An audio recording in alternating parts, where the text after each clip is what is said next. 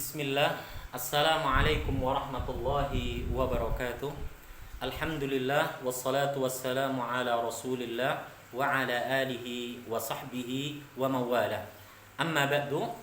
Kita akan melanjutkan pembahasan di bagian yang kedua dari isim-isim yang mabni, masih dalam bab adh-dhamir. Jadi isim-isim yang mabni di buku kita di halaman 64 dan seterusnya ada 4 pembahasan. Dan dari 4 pembahasan itu salah satunya adalah dhamir, yaitu kata ganti. Tadi kita telah menyelesaikan pembagian dhamir yang pertama, yaitu dhamir mustatir.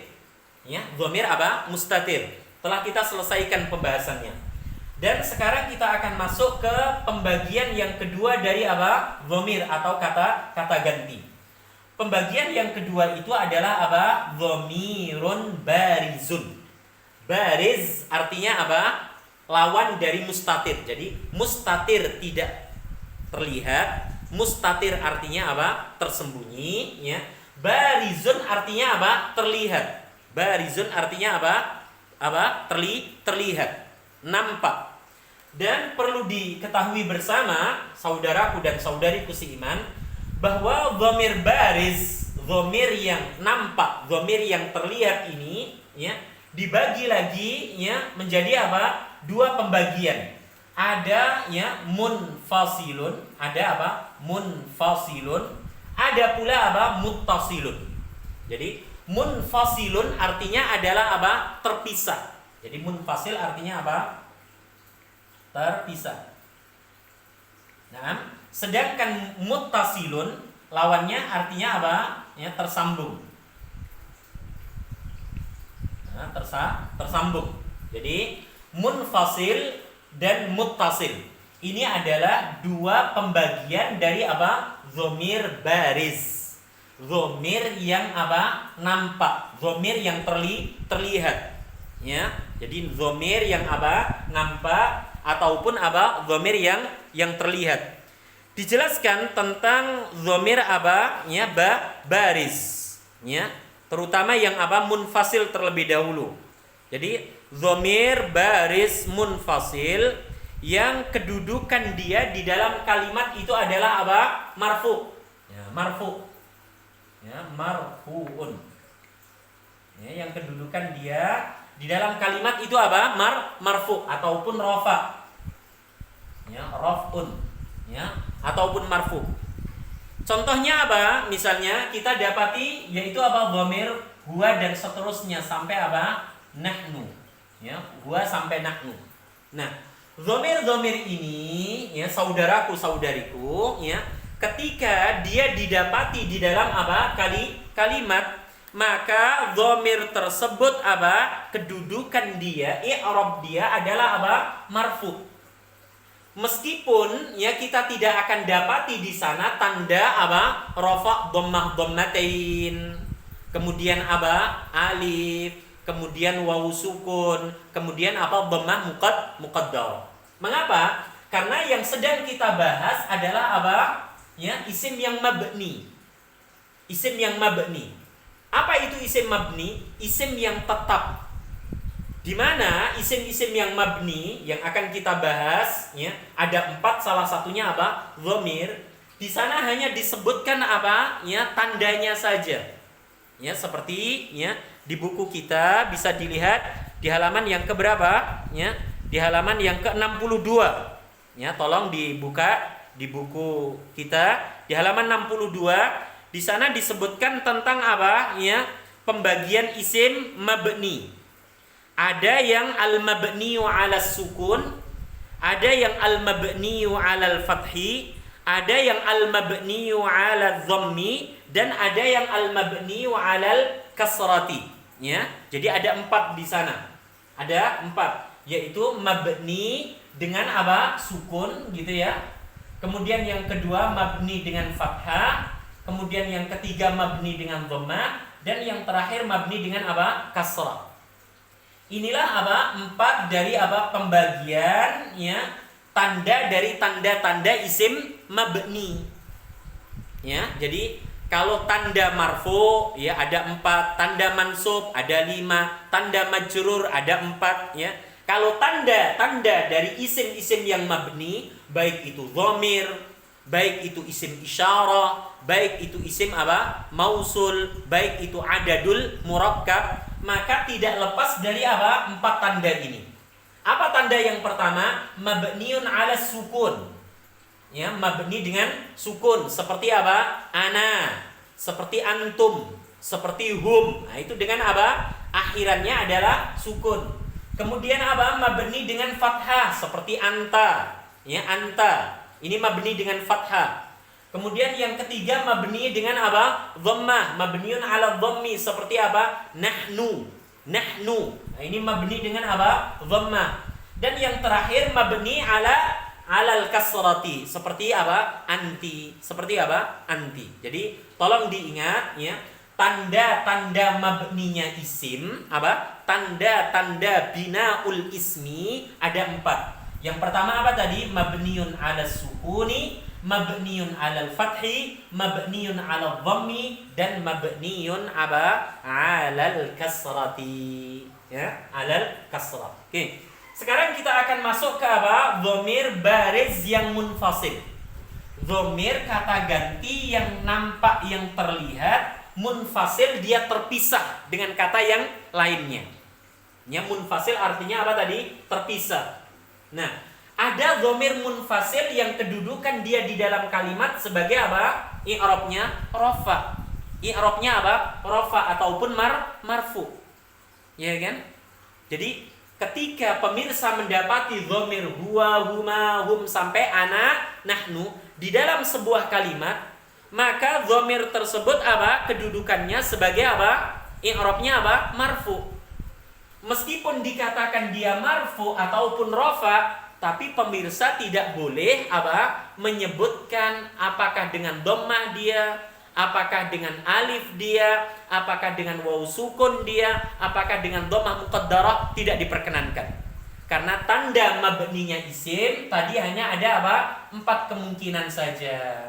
Imma dengan sukun, atau dengan fathah, atau dengan dhammah, ataupun dengan kasrah. Tergantung huruf terakhir dari isim mabni tersebut. Tergantung apa? Harokat huruf terakhir dari apa? Isim yang mabni tersebut. Jika harokatnya sukun, maka kita katakan mabniun 'ala sukun. Jika harokatnya itu fathah, kita katakan mabniun 'alal fathi. Jika dhammah mabniun 'alal dhammi, jika kasrah mabniun 'alal kasri. Dan tadi telah apa? Saya sebutkan contohnya. Nah, jadi ketika apa? Pemirsa mendapati apa? Ya, dhamir huwa dan seterusnya sampai nahnu, maka dipastikan dhamir tersebut kedudukannya apa? Rafa ataupun marfu. Ya, contohnya apa? Huwallazi khalaqas samawati wal ard fi 6 ayyam. Huwallazi. Di sana ada apa? Kalimat na'am. Huwallazi na'am. Khalaqas samawati wal ard.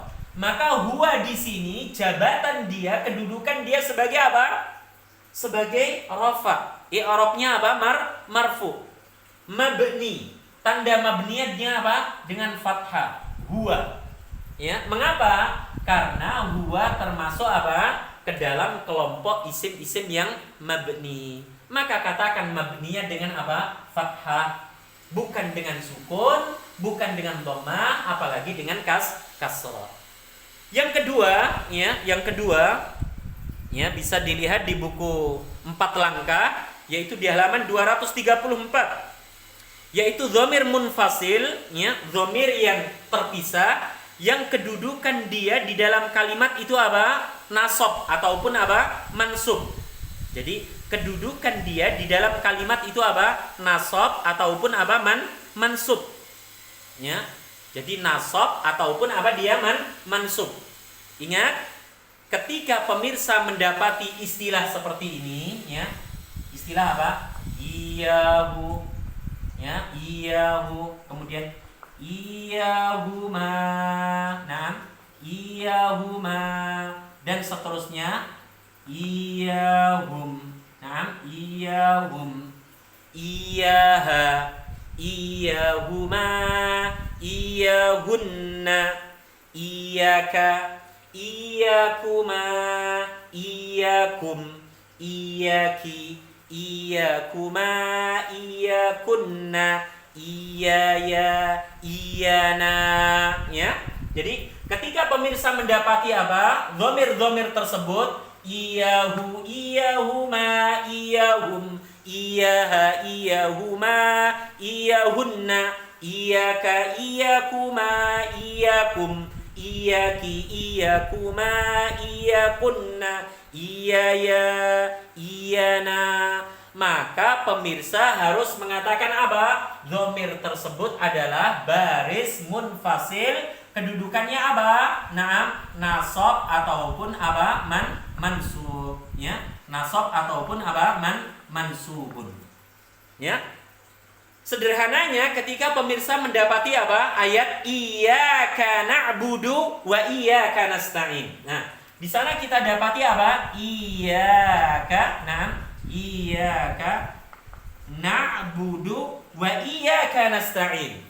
Maka iyyaka di sini i'rabnya apa? Mansub, tidak apa? Marfu. Beda dengan tadi, huwallazi khalaqas samawati wal ardh. Dialah Allah, zat yang telah menjadikan apa? Langit dan bumi dalam 6 masa. Sedangkan iyyaka na'budu wa iyyaka nasta'in, hanya kepadamu ya Rabb kami mengabdi. Maka iyyaka di sini i'rabnya apa? Mansub ataupun nasab. Meskipun i'rab dia nasab ataupun mansub, pemirsa jangan menanyakan, ya, ada tanda fathahnya tidak? Ada tanda kasrahnya tidak? Ada tanda alifnya tidak? Ada tanda ya sukunnya tidak? Ada tanda fathah apa? Muqaddarahnya tidak? Kita tidak akan ke sana. Karena apa? Yang kita bahas tidak lagi mu'rab, tapi isim yang mabni. Maka kita katakan iyyaka di situ adalah apa? I'rabnya mansubun. Tanda nasabnya dengan apa? Fathah. Karena apa? Dia adalah dhamir baris munfasil, ya kan? Dhamir baris yang apa? Munfasil. Maka kita katakan apa? Mabniyun alal fathi. Mabninya dengan apa? Tanda mabninya dengan apa? Dengan fathah, ya, dengan fathah, ya. Ini untuk apa? Dhamir baris munfasil. Jadi sekali lagi pemirsa, dhamir baris munfasil ada yang i'rabnya rafa atau marfu, ada yang i'rabnya apa? Nasab ataupun mansub. Mungkin pemirsa bertanya, mungkinkah ada yang i'rabnya itu majrur? Ada, tapi nanti masuk ke dalam pembahasan apa? Dhamir baris muttasil. Dhamir kata ganti baris yang terlihat, muttasil yang apa? Bersambung. Ya, nanti ada yang i'rabnya apa? I'rabnya dia apa? Majrur, ya. I'rabnya apa? Majrur. Ya, akan tetapi tidak dalam pembahasan apa? Dhamir yang apa? Munfasil. Tapi di pembahasan dhamir apa? Muttasil. Nah, di sini dijelaskan bahwa ya dhamir muttasil, ya, masih di halaman 234 dan seterusnya. Dhamir apa? Ya, muttasil. Ya, dhamir muttasil, ya, ada yang i'rabnya marfu, ada yang i'rabnya apa? Ya, mansub gitu ya. Dan ya disebutkan selain i'rabnya apa? Muttasil marfu, ya. Ada pula yang apa? Ya, muttasil yang i'rabnya mansub. Ya, muttasil yang i'rabnya apa? Mansub. Ya, seperti di halaman 242. Ya. Di sana dijelaskan ya panjang lebar oleh apa? Penyusun ya tentang dhamir muttasil yang i'rabnya apa? Mansub. Ada pula yang dhamir ya baris muttasil yang i'rabnya apa? Jar ataupun khafad. Ya, di halaman 240 apa? 49. Ini ya penjabaran ya panjang ya tentang apa? Dhamir muttasil. Jadi muttasil ya, artinya apa? Tersambung. Di sini tidak sekedar rofa dan nasab saja, tapi ada apa? Rofa gitu ya. Ada nasab dan ada apa? Jar ataupun apa? Khafdun. Khafad ya. Jadi ada jar ataupun khafad. Insyaallah akan kita bahas di pertemuan apa? Berikutnya, karena pembahasan ini yang membutuhkan apa? Ketelitian dan kesabaran, karena apa? Seperti yang pernah saya sampaikan di pertemuan-pertemuan sebelumnya, bahwa dhamir adalah ibarat gerbang utama ketika kita hendak mempelajari kaidah-kaidah apa? Bahasa Arab, terutama kaidah ilmu sharaf. Jadi sekali lagi kita cukupkan pada dhamir baris yang munfasil, dan tadi telah kita singgung sedikit tentang dhamir baris apa? Muttasil. Muttasil artinya apa? Ya, yang bersambung. I'rabnya ada yang rafa, ada yang nasab, ada pula yang jar ataupun khafad. Semoga Allah Subhanahu wa taala memberikan kepada kita ya kefahaman, ya kemudahan, kesabaran, keistiqomahan untuk mempelajari ini ilmu. Semoga kita selalu diberikan hidayatul irsyad, hidayatul taufik olehnya, sampai Allah mewafatkan kita semua dalam keadaan husnul khatimah. Amin ya rabbal alamin. Wa sallallahu ala nabiyyina Muhammad. Subhanakallahumma wa bihamdika asyhadu an la ilaha illa anta astaghfiruka wa atubu ilaik. Assalamualaikum warahmatullahi wabarakatuh.